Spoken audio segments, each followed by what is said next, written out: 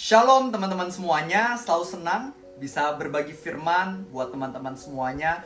Dan seperti biasa hari ini aku percaya Roh Kudus memiliki berkat dan urapan bagi setiap dari kita yang sungguh-sungguh rindu akan firman-Nya. Maka itu, let's prepare our hearts through prayer. Lord Jesus, terima kasih Tuhan Yesus, Kau sangat baik.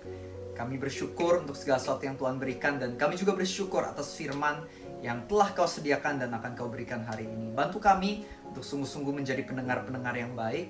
Bantu kami untuk fokus. Bantu kami untuk bisa sungguh-sungguh menyerapnya dengan hati dan pikiran. Dan bantu kami supaya nanti kami bisa mempraktekannya dengan baik. Maka itu biarlah Tuhan Yesus yang sertai sepanjang pembahasan firman ini, agar Roh-Mu sungguh bekerja. Dalam nama Tuhan Yesus, semua yang percaya, kita sama-sama katakan, Amin.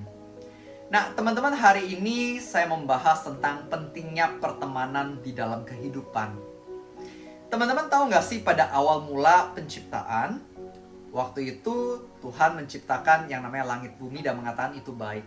Tuhan menciptakan hewan, menciptakan beruang, macan, burung. Tuhan bilang itu baik. Tuhan menciptakan begitu banyak tanaman, itu semua baik. Begitu pula ketika manusia diciptakan, Tuhan mengatakan ini sangat baik. Tapi pertama kali Tuhan mengatakan tidak baik atau it is not good adalah ketika Tuhan melihat manusia sendirian saja. It's not good for man to be alone.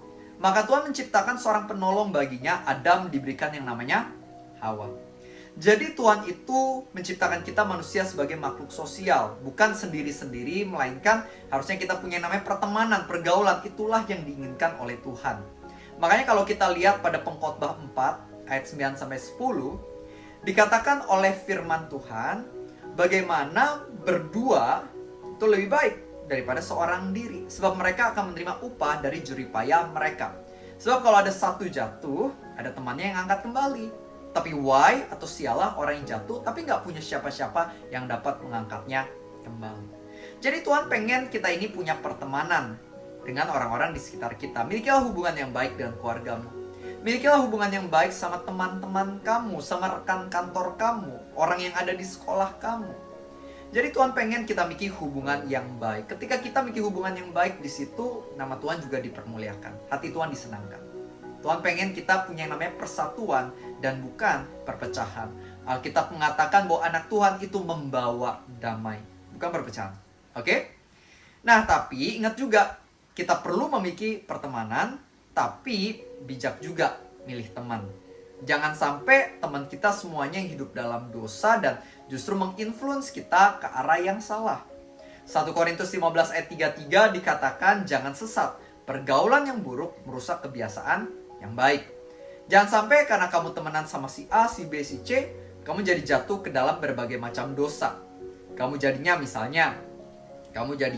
buka website nggak benar karena bergaul sama mereka. Kamu jadinya suka ngegosip, ngegibah karena bergaul sama mereka.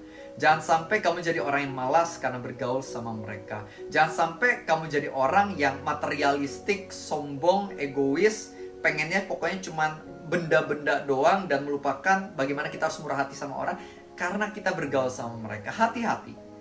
Intinya pilih pergaulanmu dengan bijaksana. Lebih baik cari pergaulan yang bisa membangun kamu, bukan malah membuat hidup kamu makin kacau dan berantakan. Kalau bisa kita baca Alkitab, pada Amsal 13 ayat yang ke-20 dikatakan, barang siapa bergaul dengan orang bijak, jadi bijak. Tapi barang siapa bergaul dengan orang bebal, jadi malang. Nah, bagaimana dengan hidupmu? Siapa pergaulan yang kamu pilih? Bukan berarti kalau orang itu hidup dalam dosa, kita jadinya nggak mau ngomong sama dia, langsung kabur setiap kali lihat dia. Ya nggak gitu-gitu amat. Justru seharusnya kita tetap jadi teman yang baik, kita bisa nunjukin kasih Kristus kepada dia. Tapi, kalau yang teman paling dekat yang kita ketemunya setiap hari, yang kita izinkan berbicara ke hidup kita, pilihlah dengan bijaksana. Jangan sampai ketemu teman yang benar cuma sekali seminggu. Ketemu teman yang gak benar tiap hari. Nah, itu kan gawat. Jangan sampai teman yang benar cuma satu, tapi 50 teman yang gak benar. Itu yang sehari-hari kita temui. Jangan. Jadi inner circle kita harus yang bisa membangun. Supaya ketika kita ketemu teman-teman outer circle kita, teman-teman yang mungkin ketemunya jarang-jarang, kita bukannya kesedot mereka, tapi kita bisa memberkati mereka. Karena kita udah terlebih dahulu mikir pergaulan yang membangun kita, sehingga kita menjadi orang yang semakin terjaga dan juga semakin bertumbuh ke arah yang lebih baik. Sehingga pas ketemu orang yang gak kenal Tuhan, kita bisa jadi blessing juga, bisa mengarahkan dia. Dan saran saya seperti ini, kalau misalnya ketemu sama teman-teman yang kamu tahu hidup dalam dosa, ya jangan sampai mereka ini berlima, kamu cuma sendiri. Nah itu kemungkinan kamu yang kesedot mereka akan lebih tinggi. Tapi setidaknya ya kamu bisa one on one, atau kamu ya berdua lah yang benar, dia satu yang kurang benar. Biasanya kalian bisa lebih support one another untuk cerita kebaikan Tuhan kepadanya, supaya dia pun bisa mulai tertarik buat percaya sama Tuhan Yesus sebagai juru selamatnya. Intinya adalah di dalam pergaulan kita juga harus bijaksana. Pilih pergaulanmu dengan sungguh-sungguh. Sadrak, Mesak, dan Abednego kita tahu bagaimana waktu itu. Ketika mereka disuruh nyembah patungnya raja, nyembah berhala, mereka nggak mau.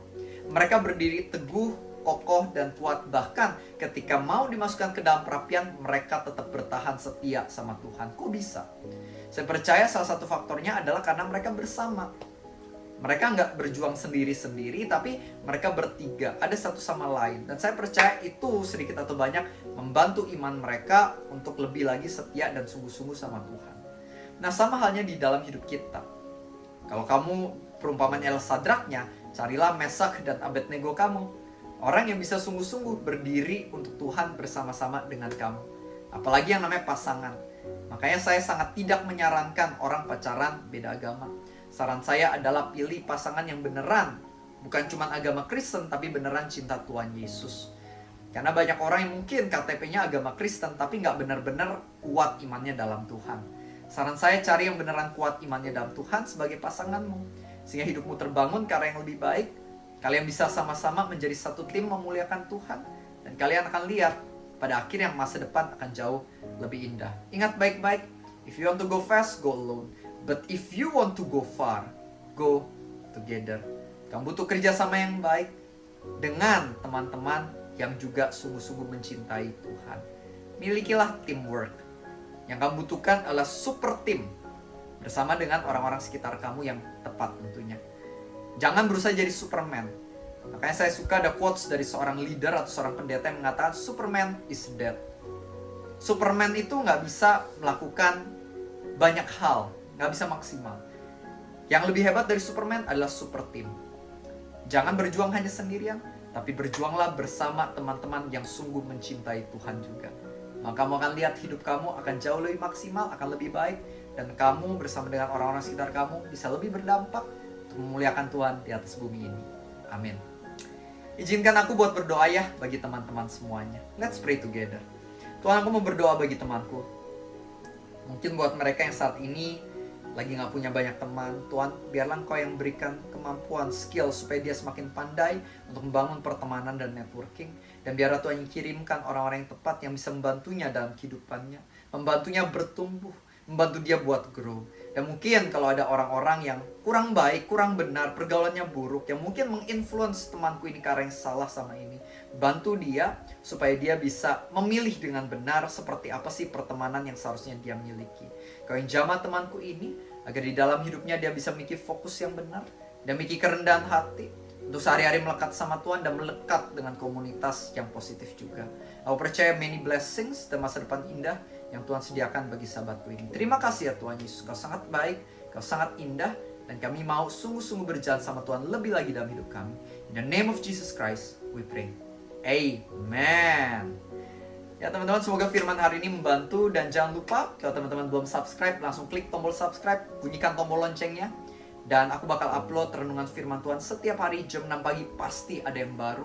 Ada juga shorts yang aku percaya it's gonna be a blessing for you. Jangan lupa ikut, please support this channel, sebarkan dengan cara share kepada teman dan keluarga juga, karena banyak orang-orang di sekitar kita yang sebenarnya juga butuh firman Tuhan. Jangan lupa like, komen, karena itu benar-benar it means so much for me. Thank you so much buat supportnya. Maju terus dalam Tuhan, and God bless you always.